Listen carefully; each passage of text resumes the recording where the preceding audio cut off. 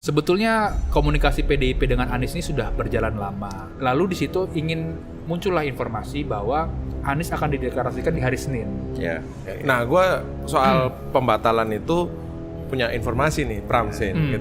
Dari narasumber yang kita temui ya, muncullah protes atau keberatan ketika PDIP atau Megawati mengumumkan Anies sebagai calon gubernur Jakarta yang mewakili PDI Perjuangan. Salah satu protes itu dari kalau PDIP atau PDI Perjuangan tetap mengusulkan dan mendorong Anies sebagai calon gubernur Jakarta dari PDIP, maka dia akan nonaktif atau tidak aktif sebagai kader partai dan siap menyerahkan kartu tanda anggotanya.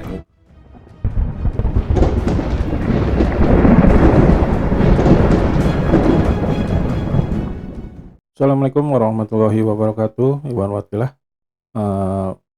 Menyangkut kita pada saat ini akan membahas masih tentang Anies Baswedan yang gagal maju di Pilkada DKI dan juga Jawa Barat ya. Banyak sekali informasi-informasi liar yang beredar di sekitar kita, baik di media sosial ataupun di dunia pertelevisian, di mana ada yang menyebut bahwa si A inilah yang menjadi sosok kenapa Anies bisa gagal. Si B inilah yang menjadi sebab kenapa akhirnya mantan Capres Kubu 01 ini tidak bisa berlayar. Dan juga ada anggapan atau tuduhan atau mungkin suatu firasat ya yang menyebutkan bahwa di PDI ternyata bukan Mulyono gitu loh. Atau bukan dari pihak luar tetapi dari pihak PDIP itu sendiri. Nah, andai kan berbicara tentang sosok PDIP, ada beberapa nama yang menyebutkan bahwa ada beberapa kader yang tidak suka dengan Anies. Nah, tapi tentu saja berita ini simpang siur ya, karena memang belum ada orang yang menyebut nama di sini. Nah, yang menariknya kurang lebih kemarin itu majalah Tempo itu ada salah satu channel yang bernama tempo.co yang acaranya itu bocor alus. Nah, di sana mereka para wartawan itu menyebut ada satu nama yang menjadi sosok penting kenapa akhirnya Anies Baswedan tidak berlayar gitu.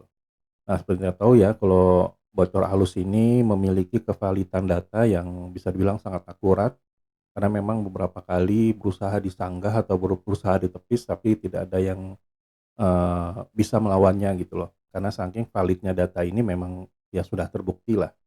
Nah, di sini rekan-rekan semua akan mendapatkan jawabannya siapa sebenarnya sosok yang akhirnya nama Anies dan Rano Karno ini tidak jadi diusung oleh PDIP. Nah, siapa dia? Mari kita simak videonya berikut ini. Sebetulnya komunikasi PDIP dengan Anies ini sudah berjalan lama. Ini jauh sebelum ada putusannya Pilkada itu loh, yang di MK ya, soal Pilkada. Nah, waktu itu PDIP ingin berkoalisi dengan PKB karena konteksnya adalah sebelum adanya putusan MK itu kan PDIP tidak bisa maju sendiri ya, makanya harapannya adalah dengan PKB. Nah, di situ sudah mulai tuh ada utusan-utusan PDIP yaitu Said Abdullah, Ketua Banggar Badan Anggaran Dewan Perwakilan Rakyat, dan juga Ahmad Basarah, Wakil Ketua Majelis Pemusyawaratan Rakyat seperti itu. Itu cukup intens lah komunikasi dan sudah hampir mengerucut tuh. Wakilnya adalah Rano Karno.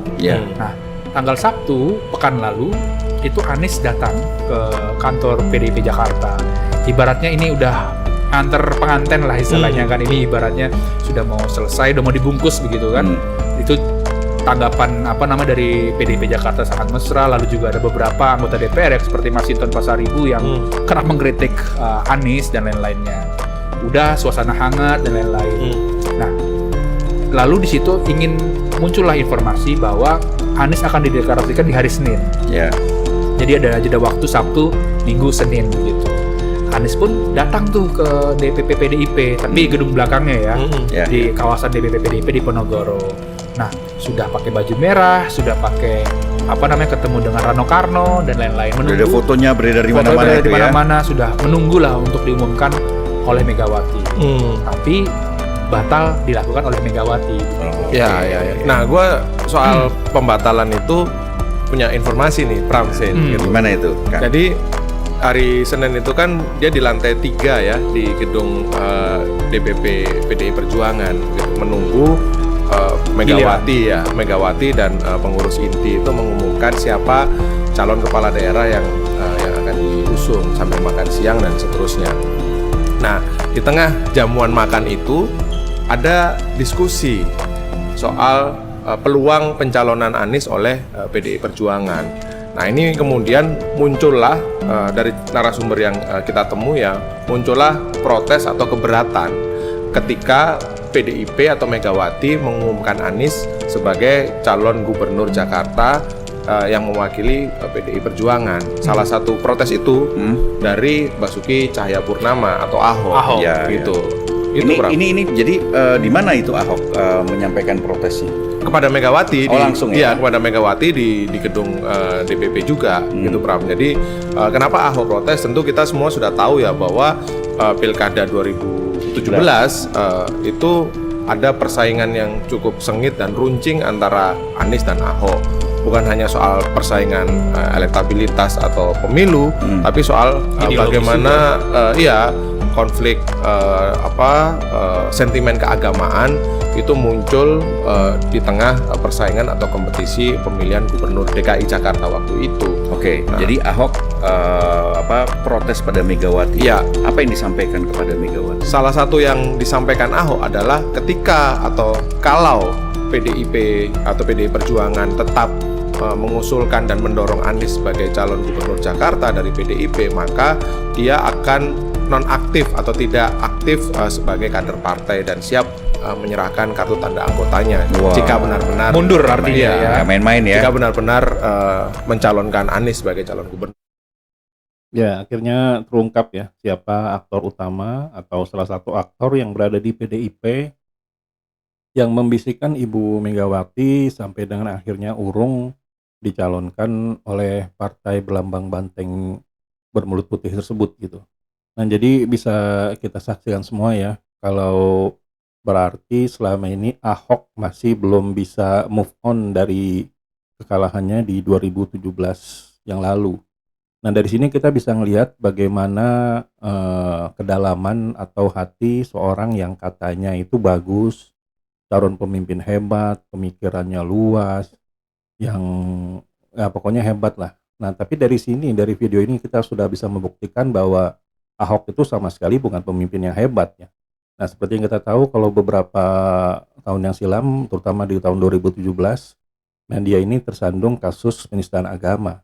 Sebenarnya dari situ juga semua udah bisa kita lihat kalau Ahok ini tidak pantas untuk menjadi pemimpin di Indonesia ini, di mana di negara ini penduduknya adalah mayoritas Muslim, sedangkan dia dengan kasar, dengan tidak ada perasaan nggak enak atau apa gitu, dia terbukti akhirnya melakukan sesuatu yang membuat umat Muslim ini marah gitu.